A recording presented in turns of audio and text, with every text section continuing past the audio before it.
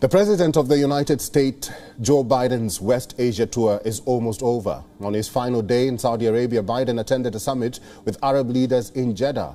U.S. President Biden attended the Gulf Cooperation Council meeting with the leaders of its 6 members, Bahrain, Kuwait, Oman, Qatar, Saudi Arabia and the United Arab Emirates, along with Egypt, Jordan and Iraq.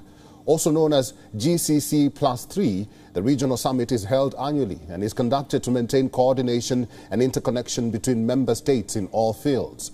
This year, Washington seeks to reassert its influence in West Asia. Biden laid out his vision for U.S. engagement in the region, promising to remain an engaged partner so that China or Russia would not be able to exert their influence in the region. Let me state clearly that the United States is going to remain an active, engaged partner in the Middle East. As the world grows more competitive and the challenges we face more complex, it is only becoming clear to me that how closely interwoven America's interests are with the successes of the Middle East. We will not walk away and leave a vacuum to be filled by China, Russia, or Iran. In a watershed moment, Biden said that the whole GCC condemned the Russian invasion of Ukraine. It is so important to note here that none of the countries represented at the summit have made any moves towards sanctioning Russia. If anything, the UAE has emerged as a sort of financial haven for Russian billionaires. Moreover, Egypt remains open to Russian tourists. Further, Biden's announced his vision for the region, beginning with security, which came with an assurance that the U.S. would help support and defend the countries and will make sure they can defend themselves. We've established a new naval task force to work in.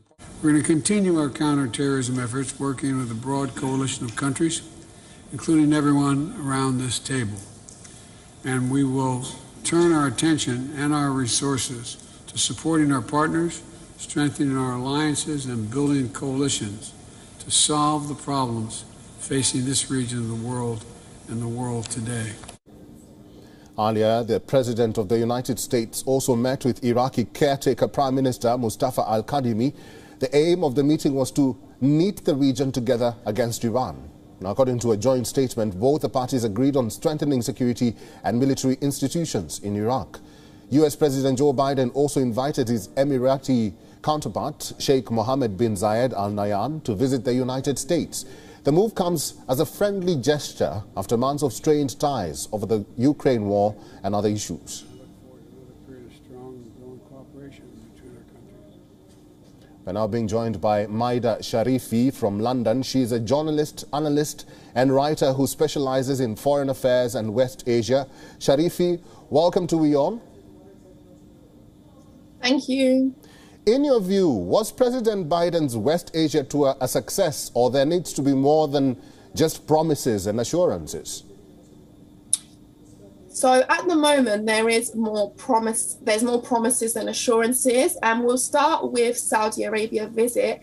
So one of the important things on the table for Saudi Arabia was energy security. As we already know, the Russia and the Ukraine war has pushed the global oil market into turmoil. There's high gasoline prices. The US is experiencing the highest inflation in almost 4 decades.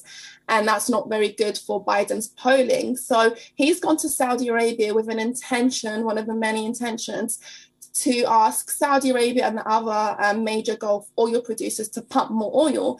And this isn't guaranteed because the Foreign Affairs Minister for Saudi Arabia has already said OPEC operates on a policy of its markets, economics, not on hysteria or politics. And at this moment in time, Biden is going in a position of hysteria because during his presidential campaign, he did promise to make Saudi Arabia a pariah state. But as geopolitics shift and the international relations world is changing, he has now recalibrated his Middle East policy and realized he can't walk away from Saudi Arabia as it's an important regional ally for both energy security and military security.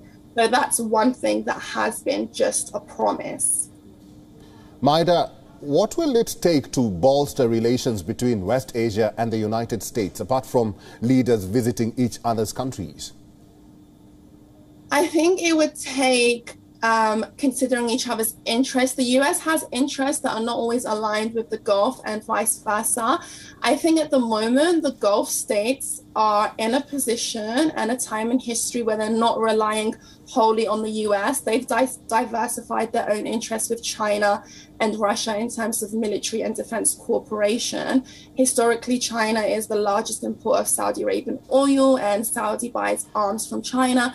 And this is something that is concerning Biden. So it will take more than this one visit, definitely. And then you also have on the table Israel and the Arab alliance.